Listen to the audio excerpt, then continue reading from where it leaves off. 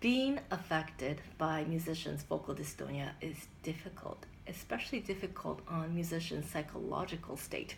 It's not an exaggeration to say every one of us who have experienced musicians' vocal dystonia suffers the loss of musician that we once used to be.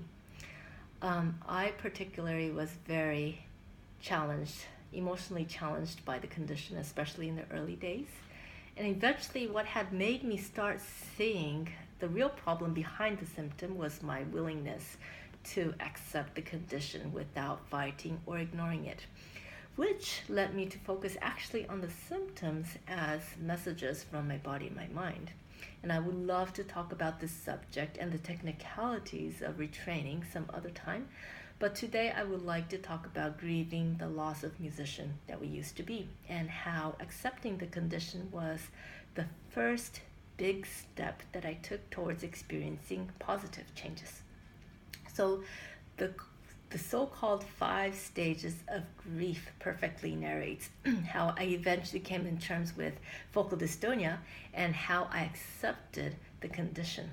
So the 5 stages of grief model suggests a series of different emotions experienced by he or she who experienced loss of a loved one or loss of something important such as own health. The 5 emotional stages of grief is classified as denial, anger, bargaining, depression, and acceptance. I think I've grieved the loss of musician that I used to be and walked through those stages of grief and even went through some of the stages back and forth several times. And so let me walk you through my very personal journey. So, as the condition appeared and persisted on being there, even after being diagnosed, I was still in denial, as in, oh, I don't believe this is happening to me. I will practice and they'll take care of the problem, which kind of led me to practice solidifying the dystonic symptom, which was bad. Or I'll sleep it off tomorrow and it'll be gone, which didn't happen either. Or I don't think this is a real problem at all, which, yes, indeed was. And so on and so forth. And when I realized that the situation was not getting any better, I was angry. As in, what in the world did I do to deserve this? Why me? I hate everybody for lack of understanding. I hate teachers and parents for not being able to care for me. I hate the medical establishment for not being able to cure me, and etc. I was even angry at myself for being angry. But yeah, that anger didn't take me anywhere. And so after a while, and or along with anger, the other stage set in, which is the bargaining stage. As in, I'll do anything to get me to where I was before stage. So this is when I wished I had done things differently and tried out and experimented with so many different things and ideas to rewind time to where I was before. So I tried Botox injection, drugs, acupuncture, acupressure, counseling, massages, chiropractic care, Chinese herbal medicine, wearing splints, taking a break, talking to colleagues, talking to different teachers, and taking lessons.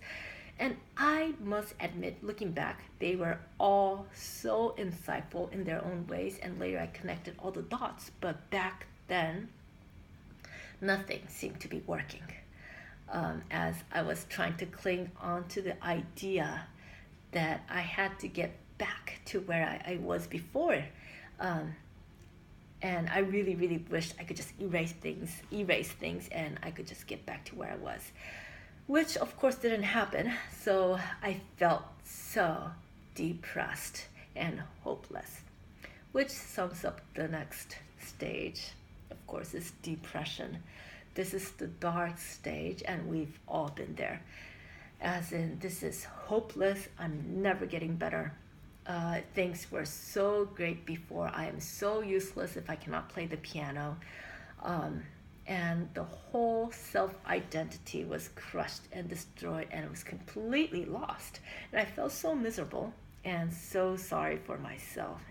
I felt like I was sinking underground in this black hole, trying to grab everything and anything I could just to find myself even deeper in the hole. And so, when I did have a little energy, I would just fantasize with the idea of punishing the whole world and myself by chopping off my hand, chopping off my neck with a samurai knife or samurai sword, which of course didn't happen, thank goodness. Uh, and even, but in those dark moments, I wondered how people who really care about me would think and feel about it if I ever harmed myself. And that how it could have appeared so silly looking from the other side. And when I finally realized the love and the support was there all along, and the passion I had for the music and possibilities of all the things I could do through music performance was bigger than my self-defeating energy, I knew I needed to save myself or find ways to save myself. As I realized the power of choice I had over my emotions and physical movements if I decided to step back and choose rather than to be reactive and fighting, I had slowly came to the next stage, which is acceptance stage finally. Acceptance is when you could say, okay, I have focal dystonia. Let me accept and move on to the next stages of my life. And instead of trying to fight to retrieve what I have lost, I accept responsibility for the loss. I'll just let that part of me go. And I accept the challenge and change that I'm facing in my life, and I accept full responsibility to recover, and I am open to all the challenges that it brings. Acceptance means not fighting the change. Now, mind you, changing anything is so difficult because it requires a lot of energy and dissonance here. And it's difficult because even when the current condition is something we so despise, it is still very, very uncomfortable. It's just the way I guess we are wired.